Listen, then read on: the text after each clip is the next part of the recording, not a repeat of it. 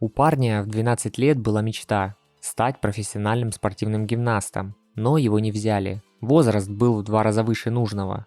Мол, гимнастикой заниматься уже поздно. Как видим сейчас, висы, горизонты, самолеты герой этого выпуска Георгий Завадский выполняет на приличном уровне и теперь не жалеет, что не взяли в гимнастику. Флажок он может удержать 1 минуту и 9 секунд. Это неофициальный рекорд Гиннесса. Также у Жоры есть и подтвержденный рекорд Украины. Еще он умеет 11 выходов принца на 2, в то время как мировой 15 раз. Также парень многократный чемпион и призер международных и национальных соревнований, и побед за более чем 7 лет занятий воркаутом накопилось немало. Давай узнаем подробнее, как он тренируется. Атлет спит в каждом из нас, и я его разбужу. Жоре 21 год, стаж занятий воркаутом целенаправленно чуть более 7 лет. До этого были увлечения паркуром, акробатикой, фрираном. Рост 1,68 м, а вес 62 кг. Соревновательный старается держать до 60 кг. Когда до воркаута Жора увлекался паркуром, то эта субкультура не была развита в городе и особо не с кем было тренироваться и конкурировать. Поэтому такое одиночное увлечение закончилось у атлета в конце 2012 года. Как раз тогда воркаут уже активно продвигался. Жору позвали в компанию на тренировку. Первое занятие ему не понравилось. Он не умел толком ни подтягиваться, ни отжиматься, тянул друзей назад, крутить сальтухи в паркуре. Но все же будущего рекордсмена постепенно втянули в воркаут. Первый год занятий, как и у многих, у атлета не было четкого понимания, что он хочет делать и добиваться на тренировках. Пытался сделать все и сразу. Элементы, которые видел в соцсетях или у друзей. В то время это были такие простые элементы, как стульчик, крабик, офицерский, обороты в лямках и другое. Если бы Жора начал тренировки сейчас с нуля, по своему опыту говорит, что наверстал бы некоторые ошибки по исправлению техники элементов и больше бы уделял времени базовой подготовке. О том, что база хорошо ему поможет в элементах, атлет по-настоящему осознал только через год занятий. Сначала это были интуитивные тренировки, только на выносливость. В последующем атлет перешел на силовой стиль тренировок базы по системе пауэрлифтеров, то есть те же подтягивания и отжимания, но с большим отдыхом между подходами.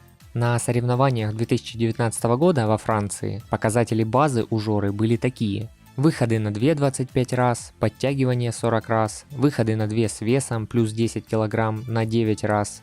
Брусья в районе 100 повторений, отжимания от пола более 100 раз. Не делал на максимум. Если брать стритлифтинг, то это брусья на раз 92,5 кг и турник на раз 65 кг. На данный момент атлет тренирует базу 2 раза в неделю для поддержания. По поводу минимальной базы для изучения элементов, Жора считает, что должно быть примерно 10 выходов на 2, 15-20 подтягиваний в технике, брусья раз 30-40 и чуть более 50 отжиманий от пола. Когда построен фундамент, уже можно начинать изучение элементов. Близится зима, и кто знает, будут ли открыты залы из-за ситуации в мире и как часто мы сможем тренироваться. Дома базу всегда удобнее делать и стабильно знаешь, что тренировка состоится. У кого не хватает оборудования на дому, перед Новым годом самое время задуматься и обратить внимание на настенные турники или установить его в дверном проеме. Ну или брусья, как настенные, так и напольные разной высоты, на которых можно еще и делать элементы. И другие штуки типа утяжелителей. Под видео я оставлю ссылку, где можно удобно выбрать все это добро и в целом любое воркаут оборудование на свой вкус. Основные этапы в воркаут-карьере Жоры вы видите на экране. В 2017-м украинские атлеты Саша Диденко, Миша Греков и наш герой поехали в Казахстан на Battle of the Bars. Это были первые крупные международные соревнования Завадского. Хоть он уже и был при уровне, но тогда в первом же батле попал на Лайзенса. А в то время против Дэниела не было и шансов. Дальше была победа на международном чемпионате в Польше и на чемпионате Украины. А через год Жора стал вице-чемпионом Европы. По личным рекордам Завадского в элементах это горизонт ноги врозь 30 секунд, выходы принца 11 раз, фулл планж 15 секунд, передний виз 28 секунд и подтягивание на одной по 5 повторений на каждой. Ну и сильная сторона Жоры — это флажок 1 минута и 9 секунд. В этом элементе атлет мастер и выполняет разные вариации постановки рук, фиксировались рекорды, о которых мы поговорим чуть позже. У нашего героя огромный опыт выступлений. Он видел уровень атлетов и в Украине, и в Европе. Если сравнивать, то вот какие мысли получаются. Украинские атлеты типа Мельника, Шаповала и других ребят не то что не уступают европейским, а и часто и доминируют над ними, так как на каждых международных чемпионатах, в которых ребята участвуют, они занимают призовые места, ну или побеждают сильных топ-атлетов. Если брать призовые, то, конечно, в Европе они на порядок выше, собственно, поэтому топовые атлеты и ездят за границу. В большинстве таких европейских соревнований для участников включено оплата жилья, проезда, питания. И если брать 3 призовые места для фристайла, то идет разделение призовых от 2 до 10 тысяч евро суммарно. Выступающие атлеты часто сталкиваются с разным регламентом судейства, не всегда однозначным. Я попросил Жору выделить основные пункты, которым соответствует так называемое идеальное судейство в баттлах. Получилось 5 критериев и 5 судей. Первое – статика, второе – статодинамика, третье – динамика, четвертое – комбинации и пятый судья – креатив. Объясняется это тем, что в такой системе ключевую роль играют именно навыки атлета, а не элементы танцев, шоу, кривляний и прочих показух. Артистизм может играть свою роль в каких-то спорных моментах, при прочем равном уровне навыков. При этом не стоит путать понятия артистизм и креатив, наличие своего стиля. Также не должно быть отдельного судьи по фейлам. Ребят, момент довольно обсуждаемый. Напишите, что думаете в комментариях про систему судейства и какое ваше мнение. Тренировки у атлета проходят 5 дней в неделю, и четкого графика нет. Когда он приходит на площадку, то интуитивно понимает, что и сколько раз ему нужно сделать сегодня. По времени одна тренировка статики и базы – это 2-3 часа, без учета разминки и растяжки после силовой тренировки. В дни отдыха иногда Жора может прийти и потренировать дополнительно динамику.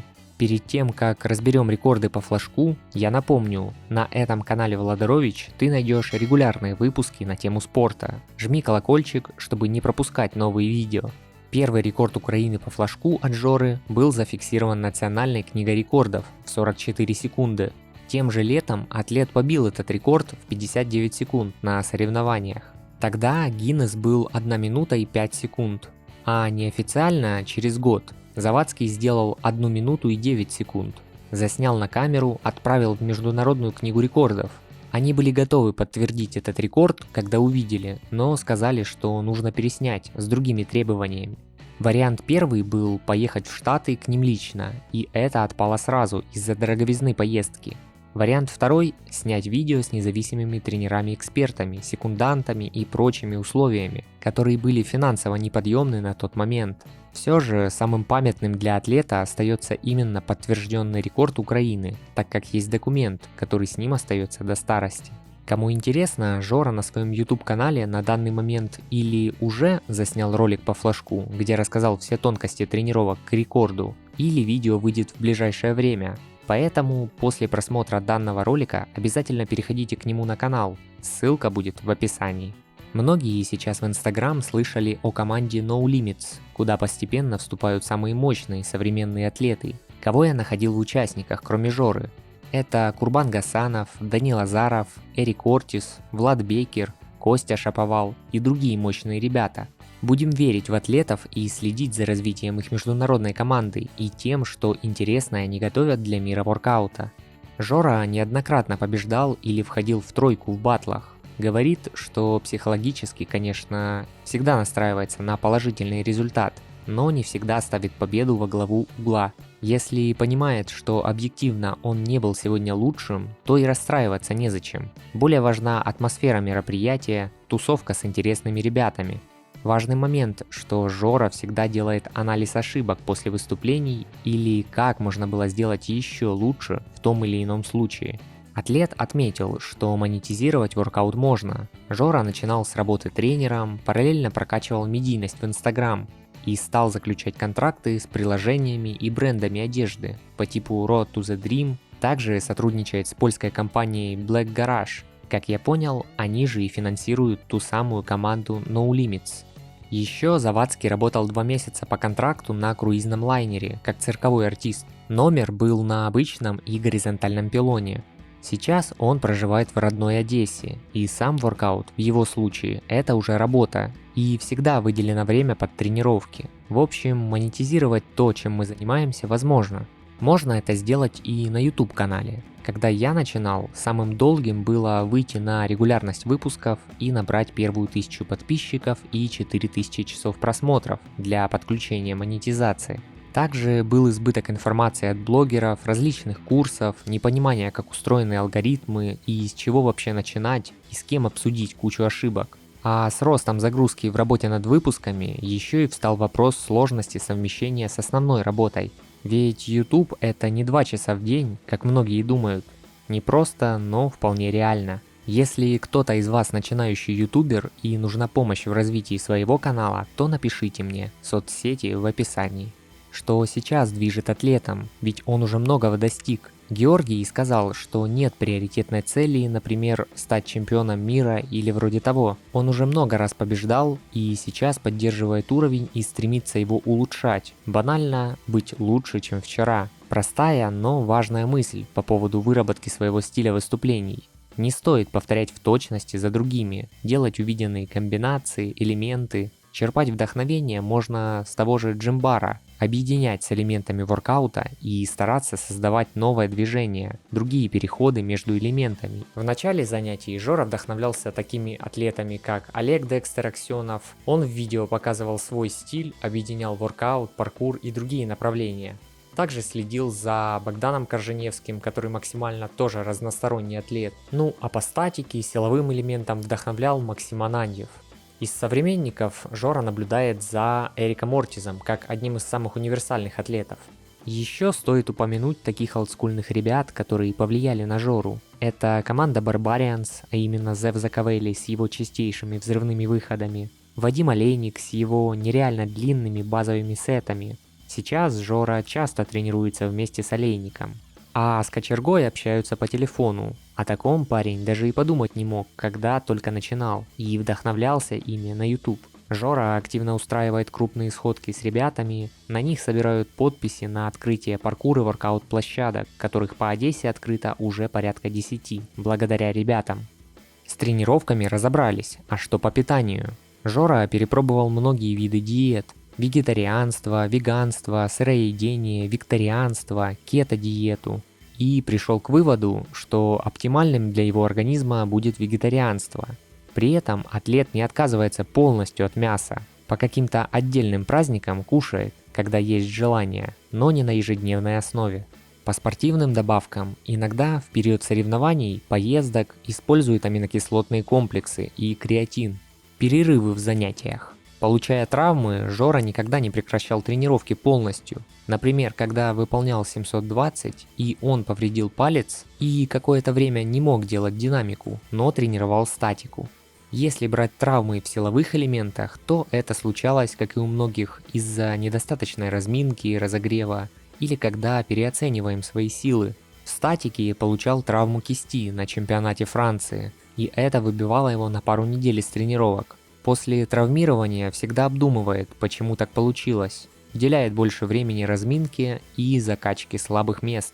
Несмотря на юный возраст, 21 год, наш герой уже семейный человек, медийная личность, выступающий атлет и, так сказать, с активной жизненной позицией. Ну а чтобы все успевать, Жора рекомендует задуматься над приоритетами. Разберитесь, что важнее. Небольшое напутствие от Жоры для зрителей.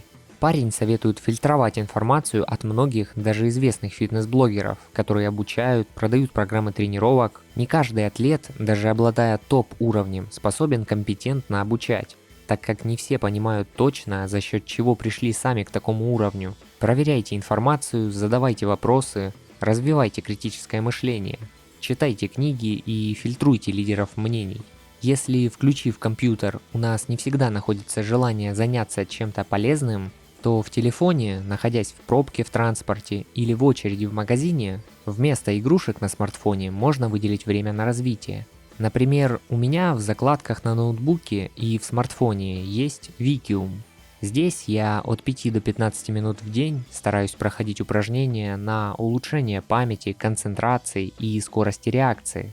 Это бесплатные упражнения, так сказать, фитнес для мозга. Кого заинтересовало, ищите ссылку в описании. Второе пожелание от Жоры атлетам. Будьте разнообразны в развитии воркаута. Неинтересно наблюдать, когда атлет приходит на площадку и делает только градусы. Ну и третье. Ребят, делайте базу, не убирайте ее из занятий. Еще я предлагаю послушать интересную поучительную историю лично от Жоры о том, как важно следовать своему сердцу, продолжать делать то, что ты любишь, и как может повернуться неожиданно судьба. Голосовое сообщение от нашего героя я загрузил в телеграм-канал Владарович, поэтому переходи и слушай, там же можно и обсудить. Следующий эксклюзивный выпуск через неделю будет на канале о Диме Малахове. Моя мотивация делать подобные сюжеты – это твоя реакция, поэтому жду нажатый лайк под видео и колокольчик на пункт «Все уведомления». А сейчас я предлагаю тебе встретиться в других роликах на канале. Нажимай на плейлист, выбирай интересную историю и узнавай о новых героях. Автор сюжета – я, Владарович. Разбуди в себе атлета.